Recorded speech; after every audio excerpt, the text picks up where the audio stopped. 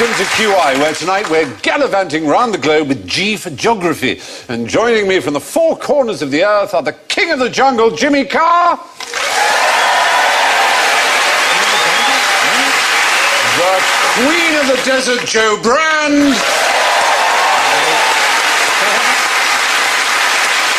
The prince of Port Talbot, Rob Brydon.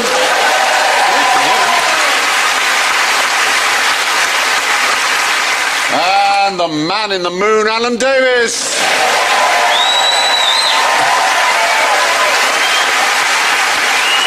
So, with that in mind, let's hear their global warnings. Jimmy goes.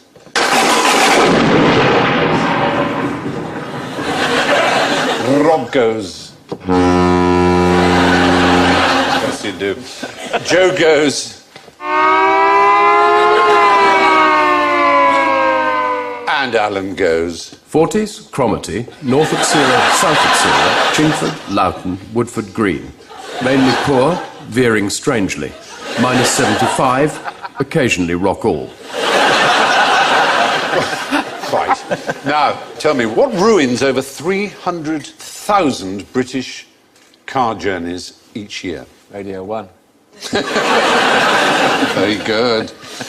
Very good. 300,000 British car journeys. Is it kids in the back going, "Are we nearly there yet?" And you go, "No, put the hood back on your head." Oh, so soon. Oh, I'm sorry. You were barely warmed up. The sat-nav sending you down into a field. Basically, you are right. 300,000 insurance claims for serious road traffic incidents or accidents are put down to sat-nav these days. We were in the car, my girlfriend genuinely said, "Where would we be without sat-nav?" Thanks for that, love. That's added very value. good. Yeah. Well, there was a touring acting group whose pink Mercedes van, they had to be rescued off the roof of it by helicopter because the sat-nav basically directed them down into a ford.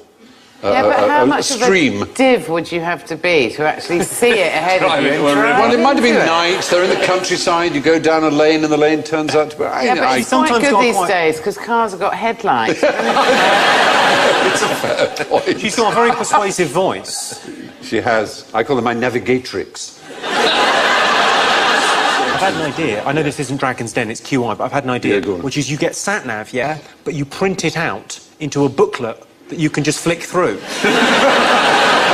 What would you call it? Satless.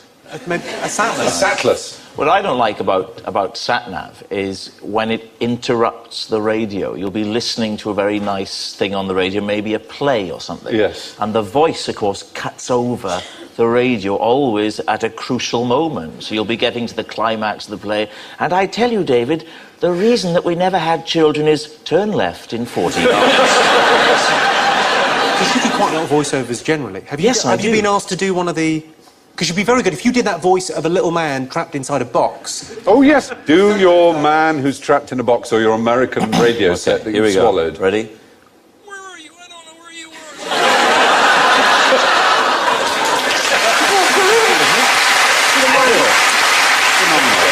It's a small thing, Stephen.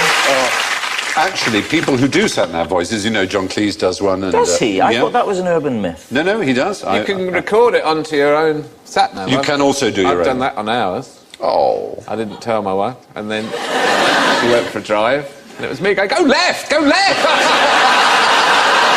She went into a Come on! No. Right here!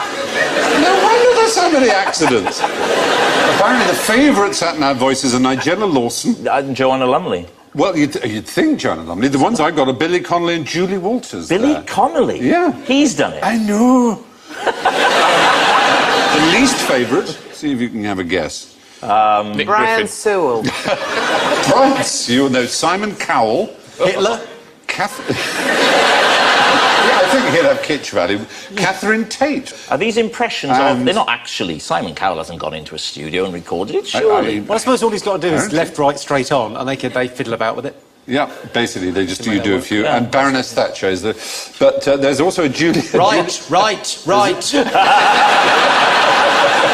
There's a Julian Clary pack, too, apparently, which is advertised as with free Dale Winton voice and alerts. You are passing a wooded area. Hey, Park the car. Well, now. And then. But yeah, there have been several disasters. Perhaps the most extreme one was a Syrian lorry driver transporting luxury cars from Turkey to Gibraltar, who was diverted to the Grimsby area, 1,600 miles out of his way, because there is a Gibraltar Point off Lincolnshire, South Yorkshire. So he just blindly, not blindly, but he obediently followed it, and was seen trying to drive into the North Sea, and that's when he was stopped. And, of course, a lot of villages' lives are ruined by being cut-throughs. Friends of mine back in Wales, quite a few of them have got a Welsh... So it's not a famous voice, but it's a Welsh sat-nav, which basically goes, you know... In Welsh language? No, just a Welsh attitude, right. Welsh approach to life, or death. Yeah. Turning coming up now in about 40 yards, get ready for it. Getting a bit closer now, get ready, here it comes. Oh, you plank, you've missed it. Right, do it, Hughie. Do it. Look, do it. Oh, pull over, attach a hose pipe to the exhaust and just end it all. Well, that's a very popular one. Yeah. Well, apparently, driver distraction contributes to a quarter of all accidents, it seems, according to ROSPA, the Royal Society for the Prevention of Accidents. And using a handheld mobile or a sat-nav is about equal, apparently.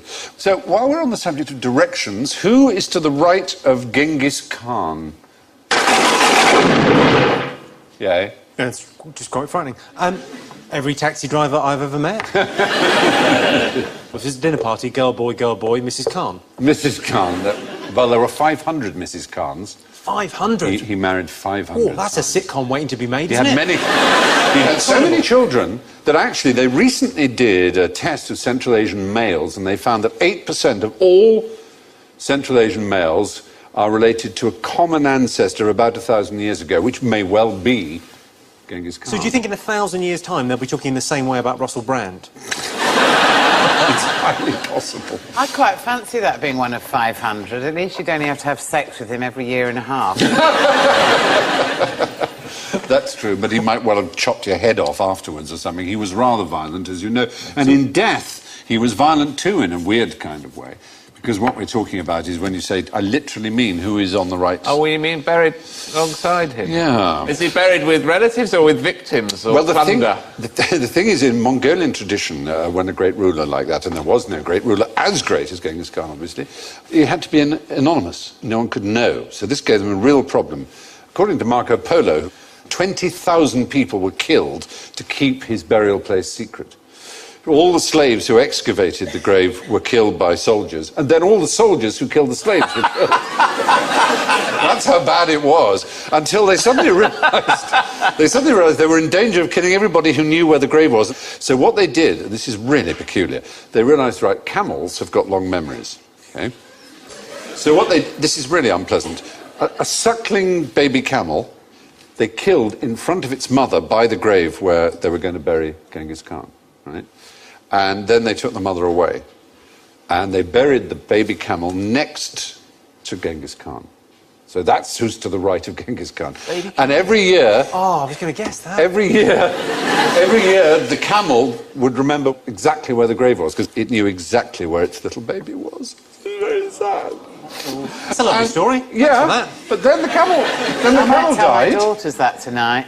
Get them off to sleep. Here you go, I've got a lovely story about a camel. Then the camel died. Then the camel died. And then no one knew where he was buried. So that was unfortunate. Tell me about Mongols, though. The Mongol hordes. Mongol hordes, yeah.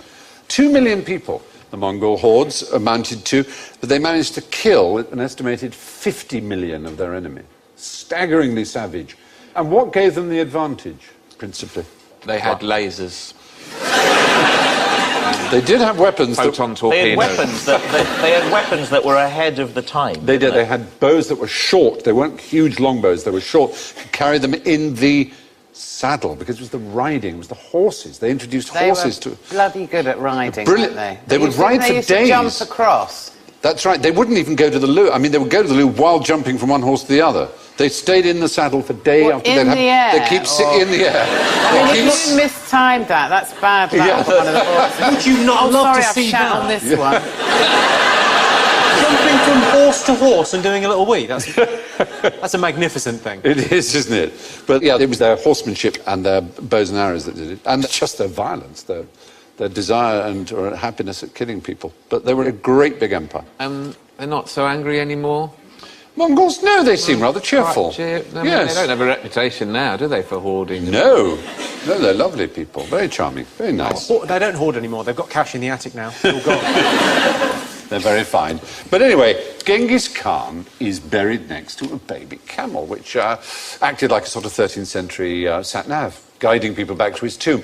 Now, how did the teacup change the course of Chinese history? Did they used to have tea just in their hands like that? No. They invented it, you might almost say... You're going to have to invent something with this. They invented it so early that it was a disadvantage. It held back the course of Chinese history. When they were building the Great Wall, was everyone going, right, cuppa? Yeah, we'll have a cup. They had to make 5,000 cups of tea and then, well, the day's over. We've got nothing. They did, unlike the Europeans. Is it because is it something to do with metal and ceramics, or is it because they invented it and they didn't therefore invent other things that would have come before it? Yeah, that's the point. In our culture, we came to China much later, which we got from them, hence calling it China. So we have bronze. And we also like wine, which they never drank in China.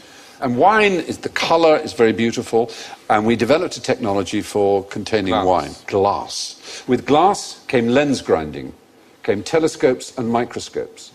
And through spectacles, intellectuals and scientists had an extra 15 to 20 years of reading an active life, and further, all the way through to the invention of medical science. Flasks, beakers, retorts, because it's chemically neutral glass, doesn't react to anything that's in it, and the Chinese had no glass made in all of China from the 14th century right up to the 19th century. And no mirrors either. And therefore no mirrors. So, in fact, just because they were satisfied with the teacup and didn't bother, this incredibly ingenious race, who would otherwise have invented so many other things, and did invent so many other things, were the one thing they couldn't do.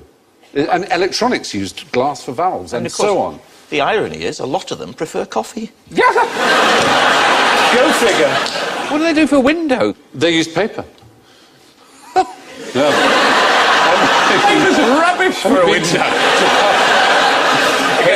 Card, and you can't see through it. And they had dark houses. I mean, that's another thing. Dark houses. Well, dark houses, yeah, because they've got any light bulbs either. These people are useless. Well, what about lanterns? And turn a lantern out in the dark. They had Chinese lanterns like that. Paper lanterns, that's the worst invention yet. But they could always let off a few indoor fireworks, though, couldn't they? They had fireworks, Yeah. But they invented the plastic tub for keeping rice in.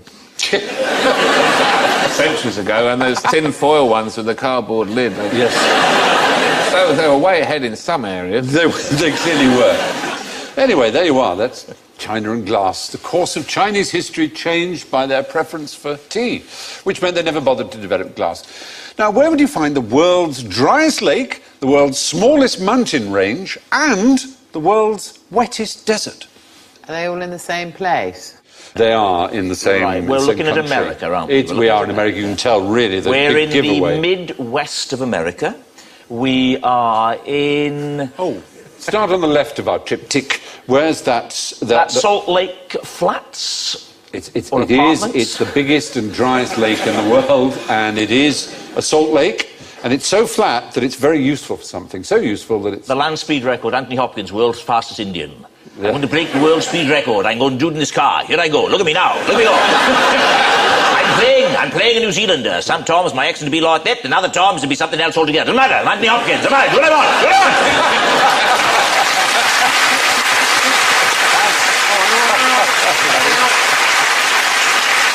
Now, what if he was trapped in a box? Oh,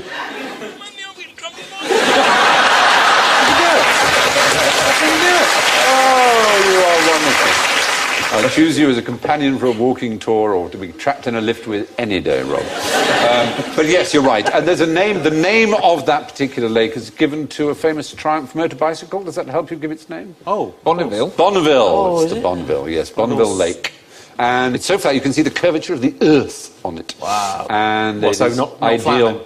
flat Literally curved. So yes, the salt flat is the driest lake. Why do they in call the it a world. lake? Because it's not a lake anymore. Well, it's a dried up lake. Its shape and all its features are dominated by its ex-lakeness. Except for the water. Except for Everything its lack except of for the water, water. yeah. Mediterranean was once the biggest dry lake in the world in the late Miocene era. The water came rushing in over the Straits of Gibraltar. Yeah, quite right. 6 million years ago. I know this because I saw it in the Plymouth Aquarium. That must have been fabulous for the sort of all the towns around sort of Spain and Portugal that rely on tourism. Must have been a hell of a year. Whoa, When absolutely. that just kind of came in and they went, this is fantastic. Finally, these jet skis are going to get an outing. It's true.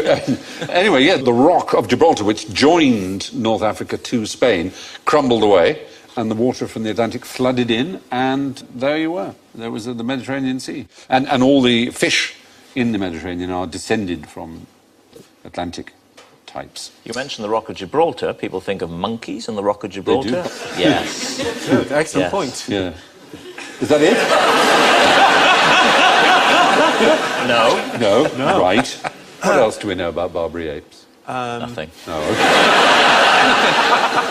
okay. It was it. So the Barbary monkeys, which are called miscalled Barbary apes, but they are actually Barbary monkeys. You're quite right to call them monkeys. Thank you. Smallest mountain range was the midmost of our triptych of photographs. So where's that? That's not far away. Well, isn't that a hill? Incidentally, Bonneville was in which state? Utah. Utah is exactly right, yes. And we're moving a little further to what's the capital of California? State capital of California. No, I know where it is. It's where the university is, isn't it? Isn't it where he goes in the graduate, where he goes in the car? Dustin Hoffman drives there to see Elaine. It's Elaine! Sacramento. Elaine! I'm doing Dustin Hoffman. Elaine! Oh, God, you're trying to seduce me, Mrs. Robinson. I'm sorry, Steve. Has he had a stroke? So the smallest mountain range? The smallest mountain The Hoffman range. Mountains. We were talking, yes, Sacramento is the Sacramento. state capital of California. How is that not a hill, then? What defines a mountain? That's a good question. But in the US, anything that rises 1,000 feet from base to apex is a mountain. In the UK, the official definition is 600 metres above sea level, a little less than 2,000 feet. In this mountain range, they're 2,117 feet, and it's only something like 10 miles in diameter, the whole range. One thinks of that wonderful British film starring that great British actor Hugh Grant, the Englishman who went up a hill but came down a mountain. Oh, yes, that's right. Yeah. Thank you. And so... Hang on a second, Stephen. I have a feeling, do you do Hugh Grant? Gosh, sir, I went up a hill and sort of came down a bloody mountain. Gosh. I had a feeling we might be going there. Very good. Excellent. And moving on, the wettest desert. The North Sea. You see, now you have to stick to the definition of a Still desert. in America. Still in America. So what's the definition of a desert? A desert is a place... Well, there's virtually no rainfall. Is that right? Is that Well, in the there's definition? quite a lot of rainfall here, but there's a moisture deficit. It loses more moisture than it... So it's kind of got a holy floor. Yeah. It qualifies... It's the Sonoran Desert, or the... Oh. In California. The western states of the USA have many mighty unusual features, including the driest lake, the smallest mountain range, and the wettest desert in the world. Now, in 1851, James Wilde installed a 60-foot high scale model of the Earth in the middle of London, including all the land masses and the seas and the mountains built to scale. What was the best direction to see it from? What about from inside? Yes, is the right answer. Oh, was it made of glass? Yes. It was a perfect representation of the Earth but from inside. Wow! It was one of the wonders of the age.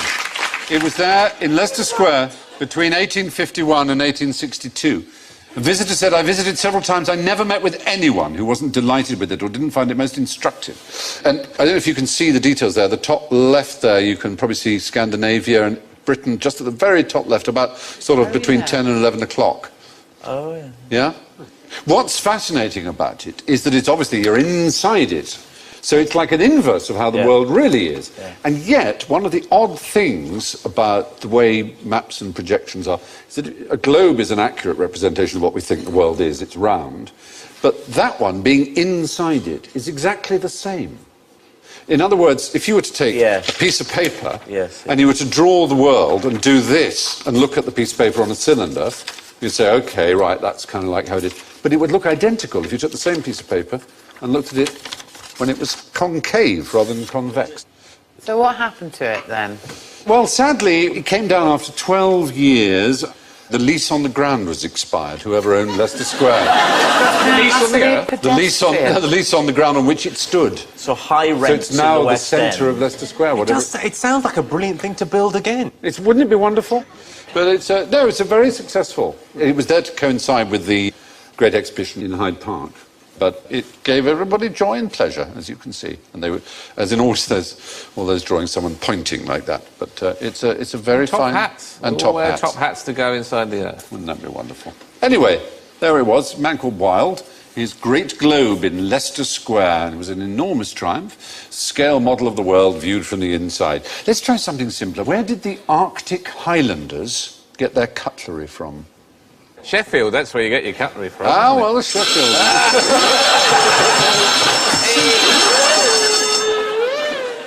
From Nordic... IKEA.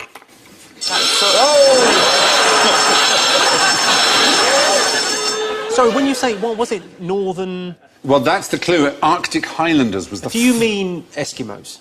We now call them Inuit polar Eskimos, yeah. A man called Ross, after whom the Ross Sea is named, he was the first European to encounter. And this particular tribe of Inuits, 200 of them he met. It was an extraordinary meeting. They thought they were the only people on the planet. They didn't know there were any other people in the world. It's very much like that in Essex. It's like that. It's rather touching, though, isn't it? They saw him, they'd never seen anyone else. But they had cutlery. Metal cutlery. Metal cutlery. Where did it come from? Where did it come from? Aliens. Oh, was it... Aliens is not a bad answer. Was it one of the guys that went up there to the North Pole and just left a bunch of stuff and they found a bunch and went... No. This man, Ross, was the first European ever to go up close to the North Pole. I'm talking a long time ago. Look, see? I'm talking 1818, before anyone had been to the North Pole. And they had proper knives? Pretty proper. They were a mixture of bone and metal.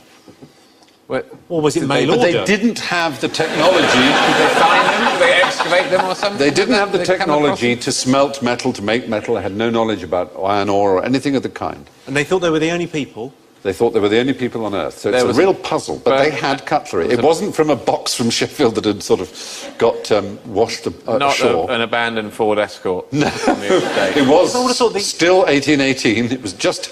Oh, is it because the North Pole is magnetic and it... and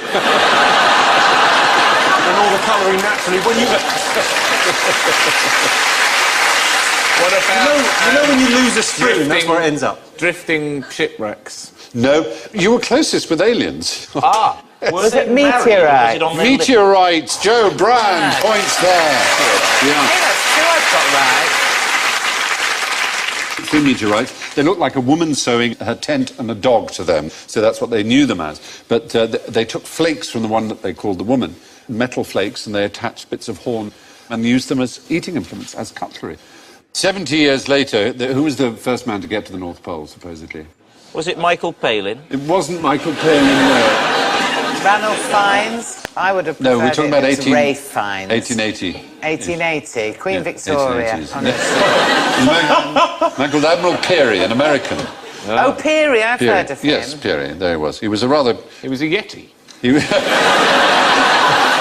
a pretty horrific figure, actually. I mean, he went to these same people and stole their meteorites, basically, which they'd been taking their cutlery off, and sold them to a museum for $40,000. He took some children, didn't he? Took some children. They took 6, of whom 4 died of TB instantly. And then one of them survived and was brought up by an American couple, was then horrified to discover his parents, his father, as a skeleton in the Natural History Museum in New York, on display, and complained, and Peary refused to do anything about it, but reluctantly gave him enough money to carry home. And it wasn't until 1993 that the remains of those Inuits were sent back to their homeland. Horrific. No, it was did he know he was going to go and see his father, or was he just wandering around the museum and went, I know him? Yeah. awful. It is. It's a horrible episode in the exploitation of a native people. All of these things were done, I mean, in the name of sort of science, but also entertainment to a degree. And in case of Peary, riches and ambition, he was psychotically ambitious. And now most people believe he didn't even get to the North Pole himself, because the story he tells that he would have had to have gone at a speed that no one has subsequently ever gone on Arctic exploration. That's what I looked like before I'd done my bikini line.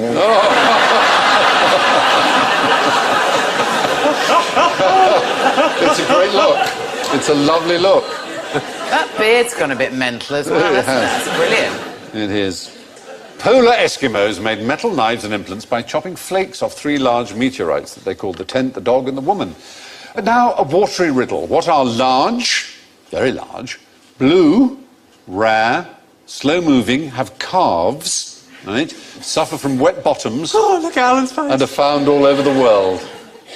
Not the blue whale. You are right. You weren't falling for that What were the things? Large, blue... Large, blue, found all over the world. Have calves. Rare, have calves, Wet slow-moving, bottoms. wet bottoms. You've lost me. I thought maybe a Smurf with an aneurysm, but... But, I mean, that would be blue whales if it weren't for the slow-moving, but blue whales are pretty quick. They can go up to 30 miles an hour. I'm just going by the picture, but clouds. No, they're not really blue, to be honest. They're not blue? Not the bits in really. between are? That's Yes, sky, isn't that's it? not clouds. I knew that We was have one. thought this through, Is yeah. it going to be a creature of some sort? No, it's a phenomenon. It's not to do with ice, is it? It is so to do with ice, it hurts. Is it a type of iceberg, Stephen? Not an iceberg, though, no. No, that's right. So, Correct. Is this an ice flow, even though I don't know what that is? Yes, you do know what an ice flow is. Is it kind of a big A glacier. A glacier is an ice flow, exactly. You can share Is the it a points. glacier? Yes, Oh, sure. my God. I nearly got back up. There we are. I'm doing my bit to save those. I've stopped eating the sweets.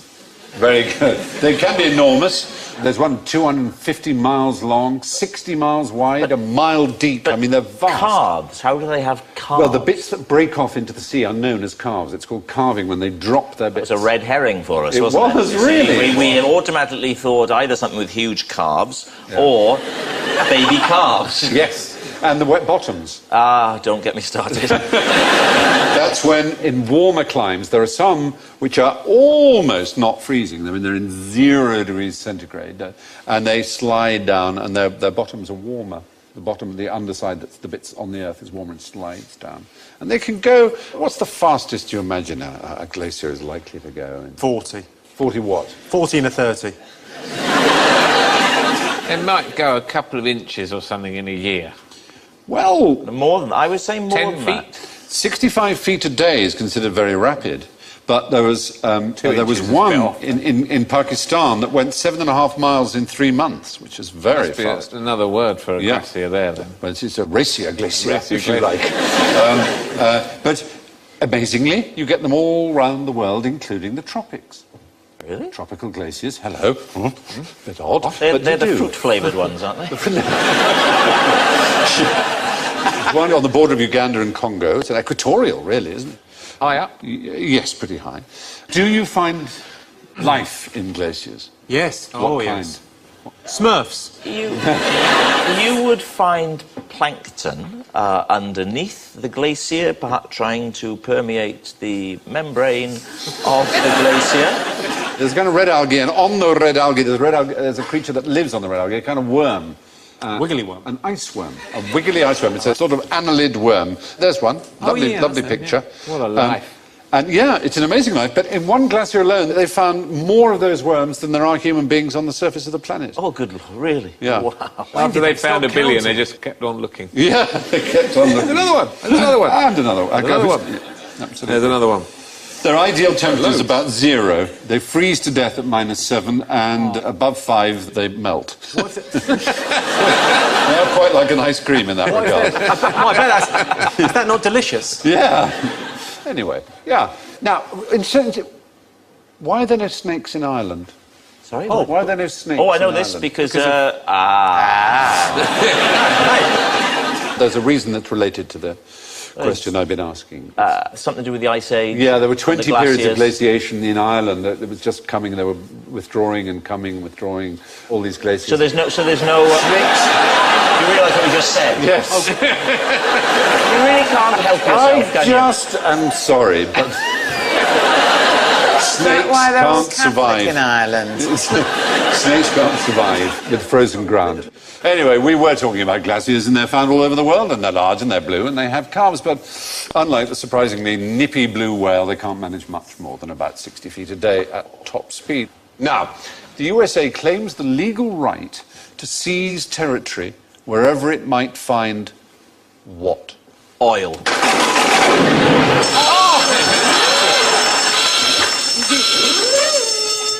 Is it a street without a Starbucks?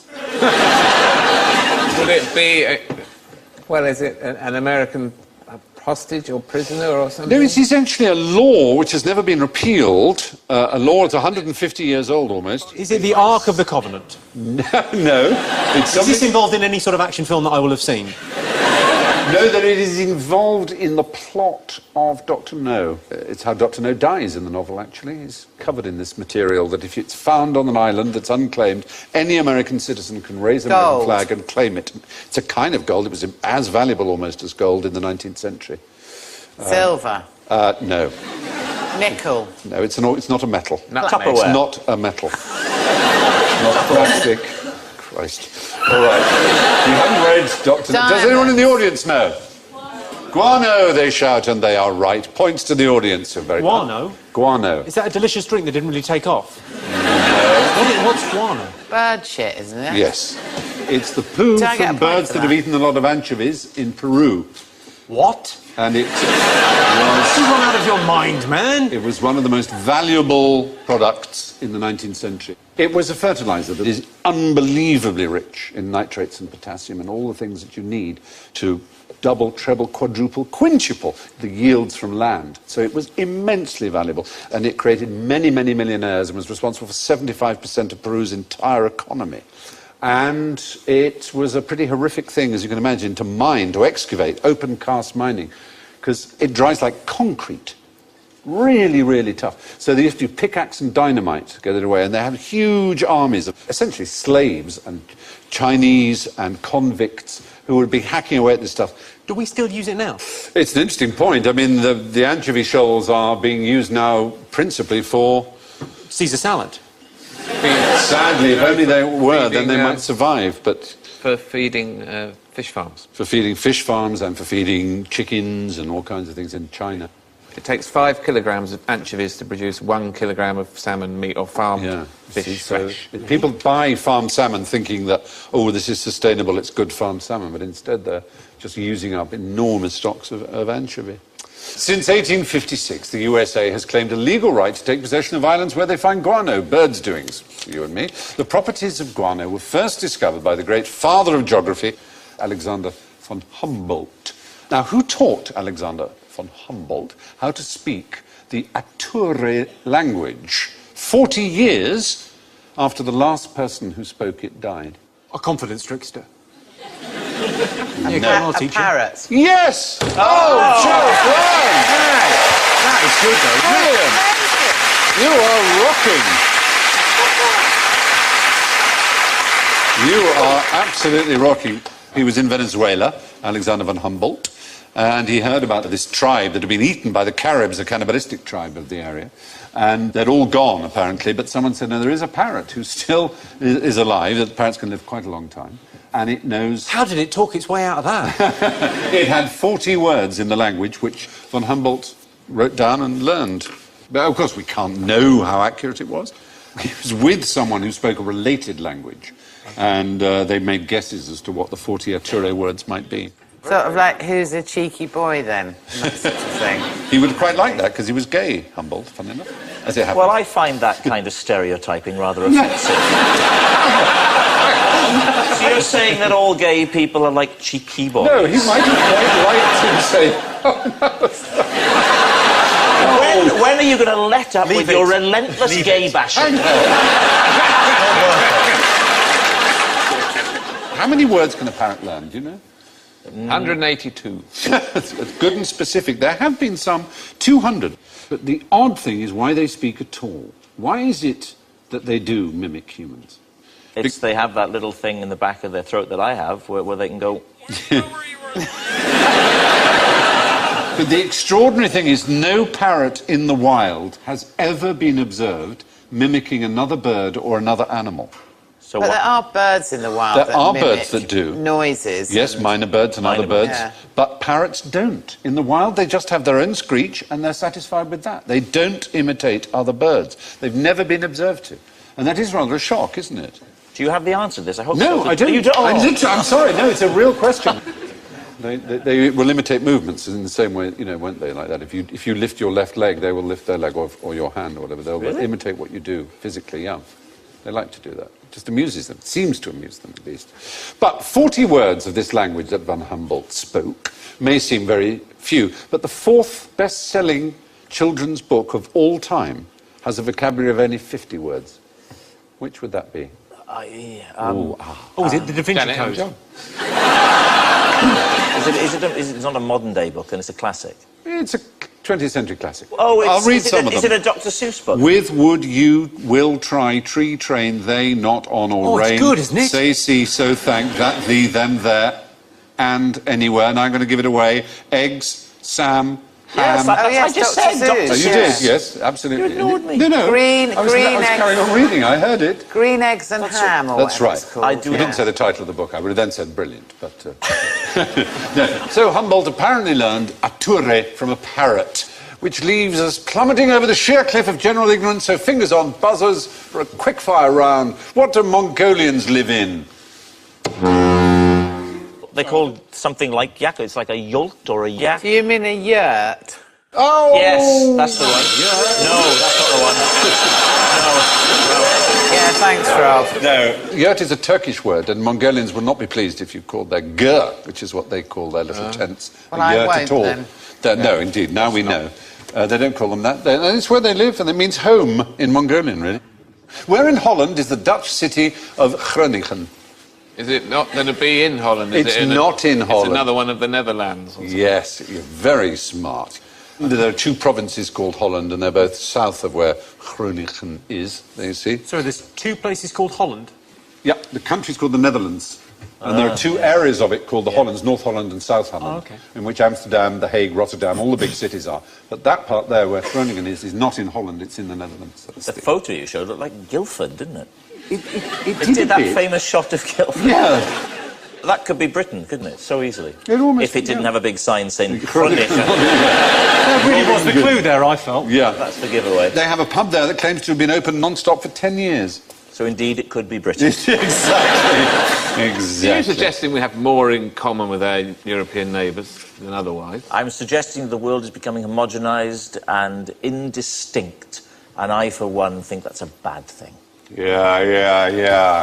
Quite right. Very We good. all think like that. Yeah, we We're do. all the same. Yep.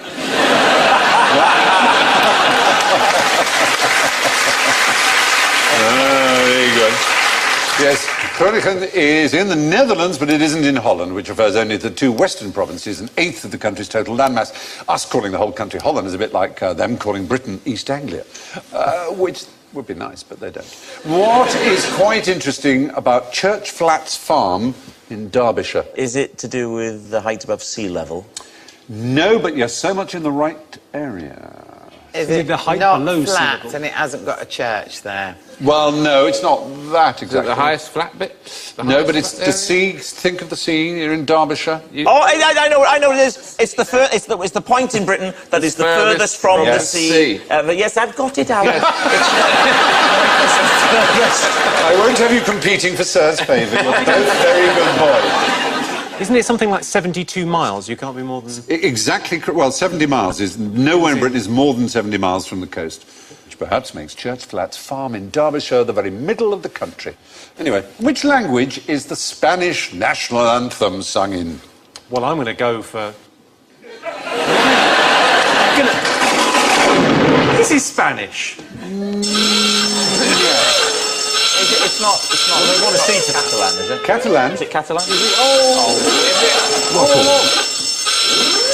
Is Is it Castilian? Well, that is Spanish, really, isn't it? What was the- Still is classic the Spanish, royal but kind it's of- not. Sorry, Stephen, can you just Representative. remind me, what was the language that guy was taught 40 years after it died out by a power? It's not that one. Rock no. all. I didn't say anything, don't be aggressive. Is it instrumental? Yes is the right answer. Well done. It has no words.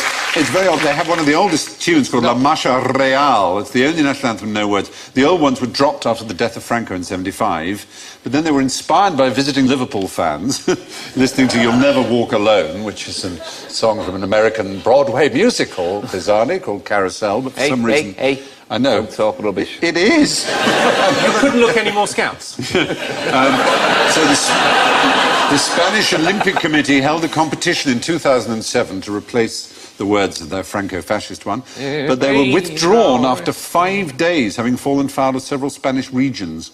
They criticised the new version, which was called Viva España, unfortunately, for being too nationalistic. I know. A national anthem. Yeah, for a national anthem. But the words were, Long live Spain, we sing together with different voices and only one heart. Doesn't seem that terrible. As opposed to the Marseillaise, do you hear in the countryside the roar of those ferocious soldiers? They come right here into your midst to slit the throats of your sons and wives. Which is quite aggressive. Well, God Save the Queen has the 6th verse. I don't know if you know that. Of course I know the 6th verse to God Is Save that the the Queen. one where, Give us. Well, I have to sing it all the way through. Yeah. Is it the one about going up to Scotland and killing everybody? That's the one. Lord grant that Marshal Wade may by thy mighty aid victory bring. May he sedition hush, and like a torrent rush, rebellious Scots to crush. God save the king.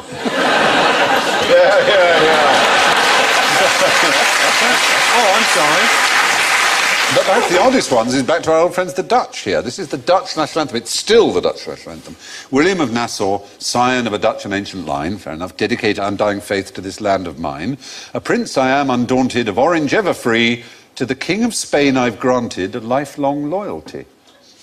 In the Dutch national anthem, they say they've granted a lifelong loyalty to the King of Spain. The most deferential anthem Yeah. ever heard. It is bizarre. I mean, 350 years ago, Holland was part of the Spanish Netherlands, but that's a long time ago. The Spanish national anthem is the only one which officially has no words. They did try and write some, and they were rejected for being too patriotic, which brings us to the scores, ladies and Quietly gentlemen. confident. Heaven bless my soul. I don't know how this could have happened, but in last place with minus 28 points, it's Rob Brydon.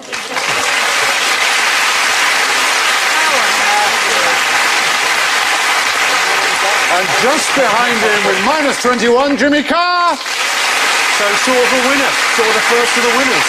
Who can it be? Who can it be? Who can it be? In second place with minus 10 is Joe Bernd.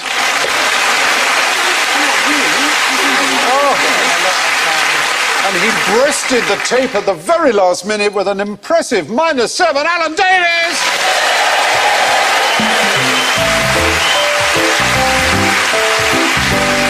So it only remains for me to thank Rob, Jimmy, Joe and Alan, to wish you all safe onward journeys. And I leave you with this from Ambrose Bierce. War is God's way of teaching Americans geography. Good night.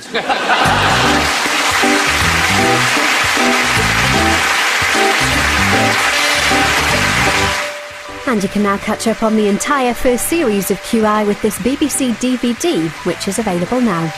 On the way next, it's Mock the Week Christmas special.